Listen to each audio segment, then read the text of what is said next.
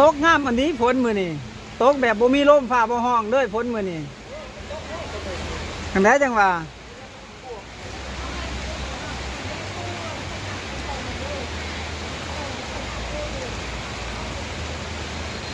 อาชีพการค้าขายพี่น้องเนาะถึงฝนสิตกแดดสิออกฟ้าสิห้องอากาศสิหนาวเฮาก็บ่ได้พักผ่อนพี่น้องย้อนหยังก็ย้อนอาชีพเฮาเป็นแม่ค้าเช้าขายหาเช้ากินค่ำเนาะเฮาก็ต้องได้ออกได้เฮ็ดเนาะได้ค้าได้ขาย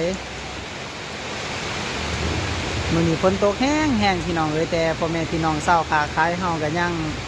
ดำเนินการเนาะดำเนินการค้าขายอยู่คือเก่าและก็ดีอีกอย่างหนึ่งเนาะที่เฮ็ดให้พ่อแม่พี่น้องเฮาที่เพิ่นเดินทางเพิ่นได้มี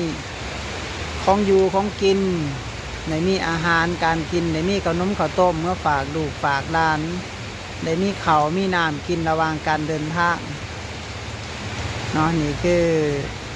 อาชีพหนึ่งที่เขาเอิ้นมาเฮาต้อ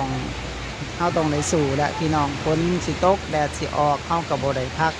เนาะแดดสิออกเฮาก็บ่ได้เศร้า